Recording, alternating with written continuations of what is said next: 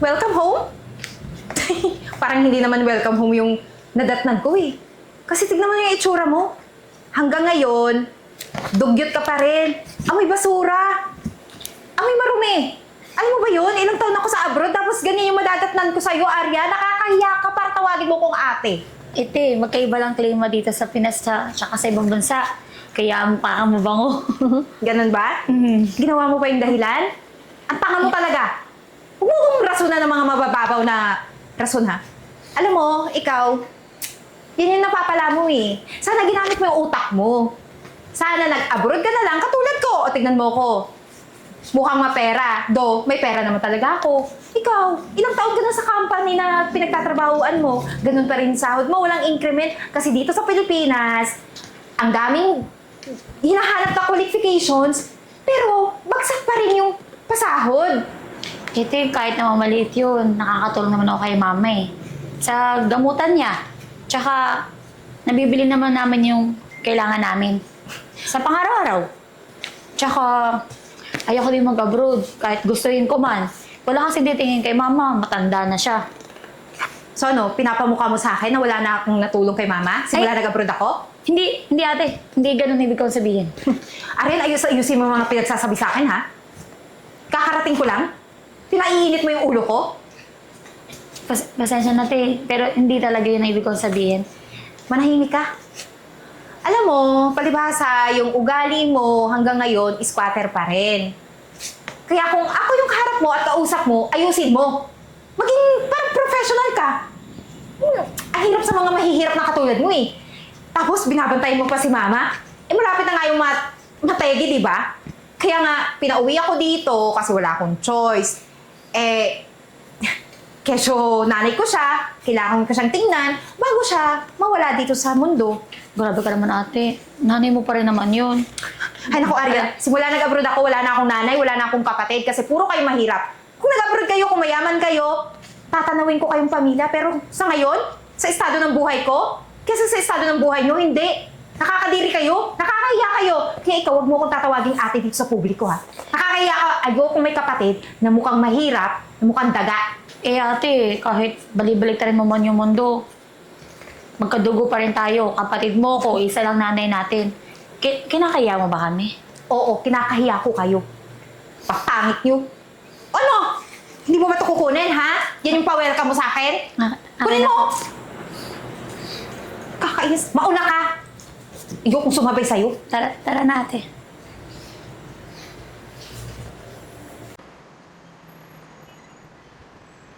Anak! Naku, tuwang-tuwa naman ako. Narito ka na. Kumusta naman ang biyahe mo? Sa tingin mo, maayos yung biyahe ko? Masaya? Hindi. Kung dito lang ako mapapadpad sa bahay na to, walang pinagkaiba, ganun pa rin. Te, hindi mo ba namimiss ang bahay? Ang tagal mo hindi umuwi dito. Eh kayo nga, hindi ko na-miss eh. Ito pang bahay na to na... Ano to? Kinukot ko to ng anay? Pambihira naman kayo! Ano ba yung sinasabi mo hindi mo kami namimiss? 8 taon kang wala. Samantalang kami, miss na miss ka namin. Alam mo nga, tumigil ka na.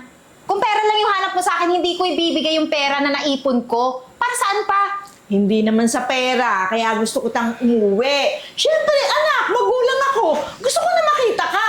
Eh, ako'y matanda na, hindi mo masabi ang panahon. Baka sa susunod na panahon, hindi mo na ako makita. Maigi yung magkakasama pa rin tayo ng kapatid mo kahit saglit lang. Tumigil ka na nga, pwede ba? Naririndi ako sa boses mo. Wala naman talaga akong mapapala dito eh. Okay, malapit ka nang mawala. Sinabi mo yon. So, ibig sabihin, may pamana kang ibibigay sa akin. Pwede ba? Ibigay mo na? So ate, kung walang pamana, hindi ka uuwi talaga. Talagang titiisin yung pamilya mo dito? Bakit naman hindi? Teka lang, hindi ka ba nalulungkot? Di ba yung OFW, namimiss yung pamilya nila sa Pilipinas? Na-homesick. Ikaw, wala ka nun? Alam nyo, kung yumaman kayo, mas maho-homesick ako. Mas pipiliin ko umuwi dito sa Pilipinas at magpakasarap ng buhay. Pero kung ganito lang yung madadatnan ko, edi wala. Kaya ikaw, ibigay mo na sa akin yung pamana at lilipad ako ulit doon sa abroad. Alam mo, hindi ko akalain na ganyan ang magiging dating sa'yo pag nagkita tayo.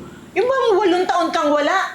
Siyempre, nanguli lang kami sa'yo. Pagdating dito, puro ganyan yung salita mo, puro pera.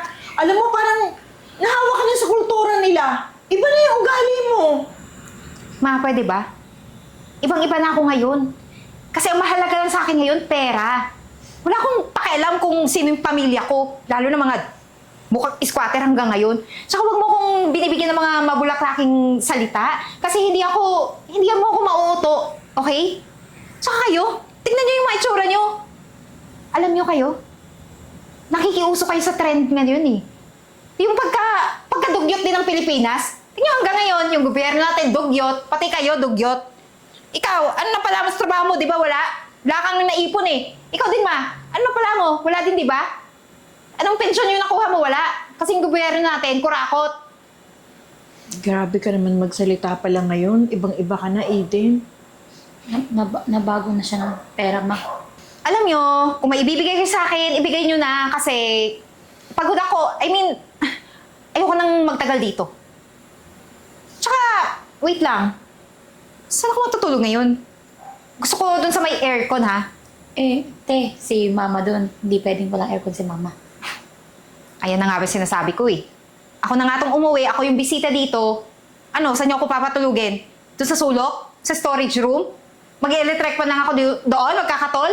Hoy, syempre bisita ako. Dapat VIP treatment. Dapat doon ako sa may aircon. Kaya ikaw ikaw yung doon kung saan man gusto mong sulok ng bahay matulog. Yung ate, yung kwarto mo, nalinisan na ni mama eh. Nalinisan na namin. Tsaka, bata-bata ka pa naman. Kaya mo tiyasin yung electric fan. Alam mo, Aren, bobo ka rin talaga, no? Papahalata ka ng bobo ka eh. Di ba sinabi ko, VIP treatment? Dapat doon ako sa may aircon, masarap yung buhay ko dito, habang naghihintay ako sa pamana na ibibigay mo. Oh, ikaw doon ka sa kwarto na nilinisan ni Arian. Huwag niyo akong binibigyan ng sakit ang ulo. Hayaan mo na siya, Arian. Lilipat na lang ako dun sa tabi mo. Kayo kumain na. Nagluto ako ng pagkain natin. Halika na. Anong pagkain? Magkasalo-salo tayo. Yung paborito mo, adobong manok at saka kare-kareng espesyal. Ma! Di ba paborito mo yun? Talaga ba? Yun yung niluto mo? Oo! Wait lang. Paborito ko, lobster. Hindi mo alam? Sa bagay, matagal na tayo hindi nagkita. Tsaka yung mga hinanda mo, pipitsugin yun. Baka magtai pa ako. Ano ka ba? Maging thankful ka na lang. Nag-ready si mama kahit papano. Yung iba nga dyan, hindi pinaghahandaan eh. Ayoko. Orderan niyo ako ng lobster. Ayoko ng kare-kare na, ano ba yan? Mukhang tae. Sige na, pagod ako. Nasa aming kwarto. Dito, tara.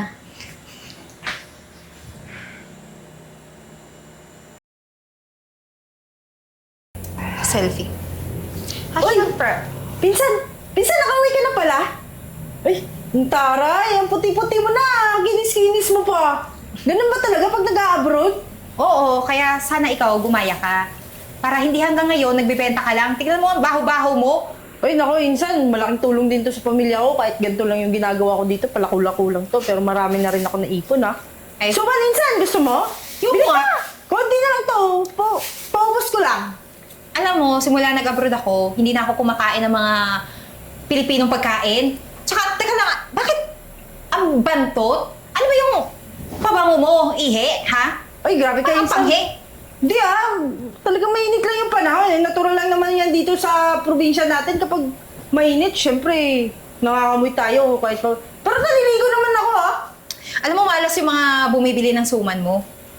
Kasi ang panghi mo na, ang pangit mo pa. Di man sila nag-isip na hindi sila bumili ng paninda mo. Baka paano mo yung ginawa, di ba? Uy. Tsaka, pagkakaalam ko, squatter kayo eh. At saka, alam mo yun, nasa ano pa rin kayo, nasa dugyot na lugar. Alam mo yun, naninirahan. Ay nako, hindi katulad ko, tingnan mo yung buhay ko. Napaka-presko ko hanggang ngayon kahit napaka-haggard dito sa Pilipinas. Lahat ng tao ang papangit. Sabi nakikita ko dito sa Pilipinas, Diyos ko po. Ay, pinsan, ganyan ba talaga pag nakakapag-abroad? Ang yabang mo na. Ang laki-laki na ng ulo mo, ah! Eh malamang, kasi marami na akong pwedeng maipagmayabang. Eh ikaw, ha? Tingnan mo yung ulo mo rin. Palaki na pero yung utak mo ang liit pa rin. Uy, ano ko ba? Kahit ganito dito sa atin, nakakalanghap pa rin naman tayo ng preskong hangin. Tingnan mo nga, ang ganda-ganda dito sa probinsya, oh. Anong pinag-press ko dito sa Pilipinas? Yung putik-putik yan, baho-bahong, amoy lansa. Katulad mo, kaya pwede ba umalis ka sa harap ko? Dadaan ako, may dambuhalang nakaabang. Grabe ka naman minsan. Dadaan ako dun sa inyo, ha? Hoy, wag na. Chocolate ko! Ang chocolate niya ako ha? Kapal ang mukha mo! Umalis ka, bahong ka na ba? Taray naman.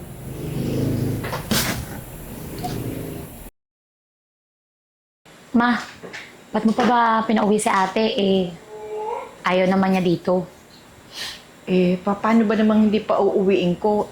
Ang tagal na niya nating hindi nakikita. Siyempre, naaalala ko rin yung ate mo kahit ikaw yung nasa sitwasyon niya. Pauuwiin din kita. Siyempre, gusto ko kayo makita. Alam ko naman yun, Ma. Pero siya, gusto ba tayo makita? Tignan mo nga yung asal. Kanina parang walang respeto. Parang siya yung nag-iri sa'yo. Kung makasagot. Ayun nga, napansin ko sa ate mo. Parang iba na yung pag-uugali niya. Ang hirap ng ispilengin, ano? Pero baka naman dala yan din ang problema niya. Alam mo ba, may hindi ka alam. Kausap ko yung tita mo. Sinasabi niya sa akin na ang ate mo pala, mag-iisang taon nang walang trabaho doon, patago-tago, ang daming utang. Talaga ba? Parang umasa kanina. Kala mo, may pera, may trabaho, at alis na alis dito sa Pilipinas. Yun nga, hindi ko maintindihan. Ba't naging ganun ang ugali niya?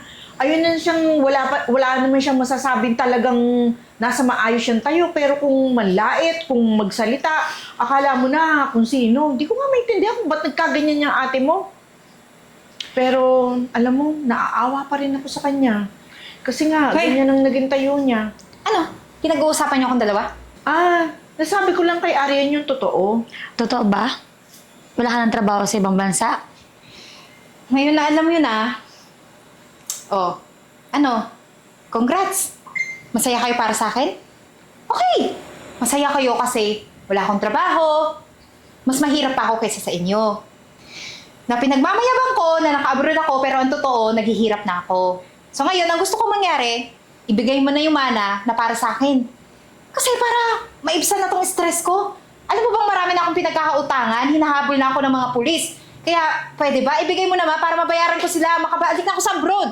Ayoko dito sa Pilipinas magstay. Alam mo, yun nga din ang iniisip ko. Kasi, nung panahong unang demanda mo, napadala ko na yung parte ng mana mo. Binigyan kita ng 10 milyon, pinadala ko sa'yo, at binigyan ko rin si Arya ng 10 milyon. At yung natirang 3 milyon, yun lang ang tinipid ko para sa sarili ko. Teka nga lang, hindi tayo nagkakaintindihan dito, May. Oo nga, 10 milyon binigay mo, pero wala kang sinabi na yun pala yung mana ko. Ayun na yung mana mo. Kasi kung hindi ko naman yung pinadala, baka na hanggang ngayon, nasa kulungan ka pa din. Tsaka tingin mo, saan kukuha si mama ng ganong kalaking halaga kung hindi yun yung mana mo? Sa kape. Ano? Sinasagot mo na ako? Lakas na ng loob mo dahil sa nalaman mo? Pero ma, ang inaasahan ko yung mana, kaya nga umuwi ako dito. Eden, yung pinadala ko sa yung 10 milyon, kung yun ay inutang ko, baka pati ako nakakulong na. Kasi wala na pinadalang ka. Wala ka namang pakialam sa amin Ni hindi mo nga kami nakakamusta o padalhan man lang. Kung inutang ko lang yun, pati ako nagkakaroon ng kaso siguro. Ayun na yung mana mo. Binigay ko na sa'yo. So, anong gagawin ko ngayon, ha? Magmumukmuk ako dito? Paano ako makakabalik sa abroad? At least naririto ka. Kasi ikaw na nga nagsasabi na habol ka na doon ng pulis. Ang dami mong pinagkakautangan. At least dito nasa bahay ka, safe ka. Oo nga. Ba't ba eager na eager kang umag-ibang bansa? Kayo? Ayaw mo na lang dito. Sa tingin nyo, tatagal ako sa inyo? Na magstay pa dito?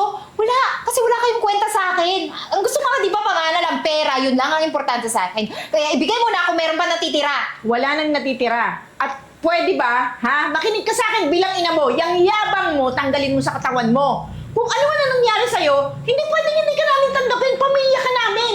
Tigilan mo yung kasasalita mo ng sobrang taas mo, sobrang yabang mo. Wala naman pala. Naiintindihan ka namin. Tsaka- Huwag ka magyabang masyado. Tsaka graduate ka, maraming trabaho dito. Ano akala mo sa ibang bansa lang? May narating ka ba sa ibang bansa? Wala, di ba? Puro kaso, puro utang. Oh, anong babalikan mo doon? Wala. Pwede ba? Dito pamilya mo. Pwede Mag-isip ka nga. Huwag niyo akong pagtulungan ngayon. Tsaka wala akong pamilya, okay? Kung matutulungan niyo ako, okay, pamilya ko kayo. Pero kung wala, hindi ko kayo pamilya. Pwede ba? Bigyan niyo na ako ng pera. Wala akong ibibigay sa'yo, Eden, at isa lang ang tandaan mo. Wala kang ibang tatakbuhan at wala kang ibang kakampi kundi kaming pamilya mo. Naintindihan mo? Eh di kung kakapin ko kayo, humanap kayo ng paraan para malutas ko tong problemang to.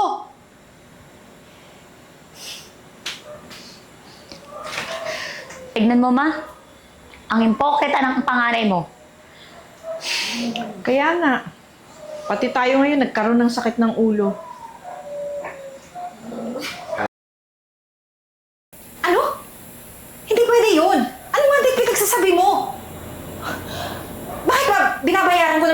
yung mga napag-utangan ko, di ba? Hindi ko naman tatakasan kaya nga umuwi ako ng Pilipinas para may makuha akong pera, babalik ako dyan, at babayaran ko silang lahat.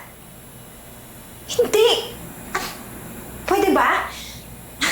Stress na stress ako sa buhay ko. Huwag mo akong balitaan ng ganyan. Basta gagawa ko ng paraan.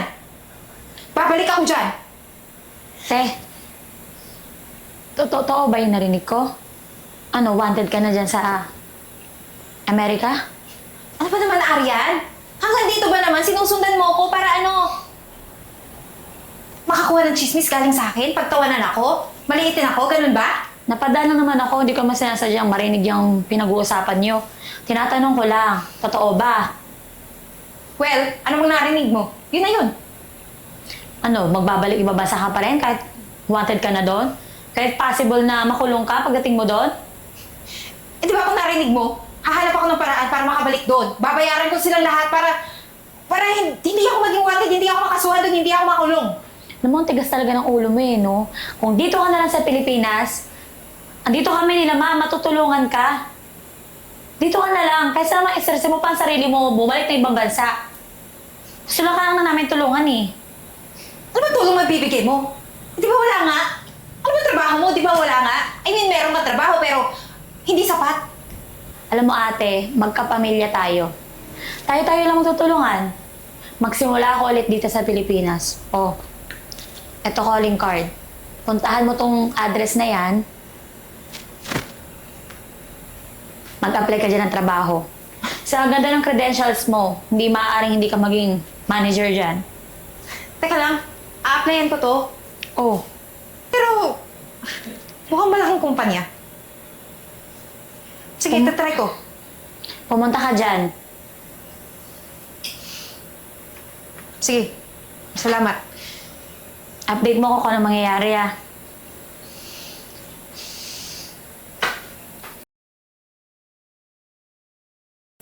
Good morning, ma'am. Pinapunta po ako ng kapatid ko dito. May hiring daw kayo dito eh. Managerial position. Ma'am? Buti naman at nakarating ka, Ate Eden. Ariel? Teka lang. Di ba pinapunta mo ako dito para mag-apply? Pero bakit ikaw yung nakaupo dyan? Ikaw yung CEO? Oo, ako nga. Pinapunta ka na rito para mag-apply. Di ko man na-share sa'yo, pero yung binigay ni Mami yung pamana niya. Ito, pinundar ko sa pagtayo ng sarili kong business. Para kahit pa paano, hanggang pagtanda, meron akong pera, di ba? Alam mo naman yung pera, pagka hindi mo nilagay sa tama, mabilis mauubos. Ganun ba? Masaya ako para sa'yo. Congrats! Teka lang, ano bang totoong pakay mo? Bakit mo ako pinapunta dito? Di ba sabi ko nga sa'yo, kailangan mong mag-move forward, magsimula ulit. Sa mga pangit na na-experience mo sa ibang bansa. At least dito sa Pilipinas, makakapag-start ka. Tatanggapin mo ba yung managerial position na ino-offer ko sa'yo? Huwag kang mag-alala, yung sahod dito hindi maliit. Oo naman, bakit pa tatanggihan? Kailangan na kailangan kong trabaho para din mabayaran ko lahat ng mga pinagkautangan ko dun sa ibang bansa. Talagang maraming salamat, Aryan, ha? Hindi ko alam talaga kung ano lang gagawin ko sa buhay ko. Ano ka ba? Tayo-tayo lang yung magpamilya, malamang. Tayo-tayo lang din yung magtutulungan. Di ba? Tutulungan ka namin, susuportahan ka namin para mabayaran mo ng paunti-unti yung mga, alam mo na, yung mga pinagkakautangan mo sa ibang bansa. Siyempre, pangit din naman kung may utang tayo, di ba? May karma yun pag di tayo nagbayad.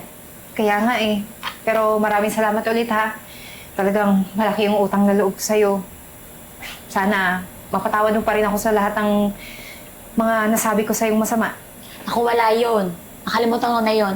Nagigets ko kung bakit mainitan ng ulo mo. Kasi di ba sa dami ng problema natin. Pero alam ko, paunti-unti, magbabago din yan. Mababawasan yung kurot ng kilay mo. Pasensya na talaga. Talagang stress na ako sa buhay ko. Talagang naghihirap na talaga ako kaya ganito ako. Pero salamat kasi naintindihan mo pa rin ako bilang kapatid mo, bilang pamilya. O ano na, pirma na tayo.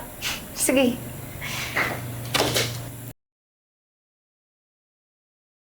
Hoy anak, anong ginagawa natin dito? O nga ate, masyadong mahal dito Baka mamaya hindi ka nagtatabi para sa sahod mo. Ano ba kayo? Nandito ako para mag-treat sa inyo. Tsaka matagal ko nang pinag-impunan to, kaya huwag kayong mag-alala. Nag-iipon din naman ako para sa iba kong mga gastusin. At may isa pa akong sasabihin sa inyo. Hindi na ako mag-a-abroad. Talaga anak? Oo naman, kasi gusto kong bumawi sa inyo sa lahat ng mga kamaliang ginawa ko sa inyo. Syempre, hindi naman dahil hindi na ako mag-a-abroad dahil sa pera, di ba? Para ma-enjoy natin yung bawat oras na magkasama tayo, ma. Arian. Tsaka kasi diba, iba kasi talaga pag pamilya yung kasama mo. Ang sarap naman ng balitang yan. At saka alam mo anak, ako yung sobrang natutuwa kasi nakita ko na yung ugali ng anak ko dati. Ayan yung si Eden dati. Yan. Tsaka ma, Arian, dahil sa tulong nyo na nakabayad na ako sa iba kong pinagkautangan, inatras na rin nila yung kaso. Kaya patuloy pa rin ako magbabayad sa kala kahit paunti-unti. Kaya masaya din ako. Salamat naman. Thank you Lord talaga. At ma, may babalita pala ako sa inyo. Ano yun? Pwede tayong lumipat sa pinagawa kong bahay. Kasi nireklamo ni ate, yung bahay natin sobrang luma na eh. Yung ancestral house natin, bakasyonan na lang. Wow. Kapag gusto mo makalanghap ng sariwang hangin, doon tayo sa bagong bahay na pinatayo ko. Talagang hindi mo kinalimutan yung sinabi ko, ah. Sorry naman. Sabi ko lang naman yun kasi ang creepy na talaga ng bahay natin, pero siya, sige na. Tama na yung mga nakaraan nating pinagdaanan, di ba? Nandito tayo para magsaya, mag-celebrate sa lahat ng mga blessings na natanggap natin. Kaya, tara na! Kain na tayo! Tara!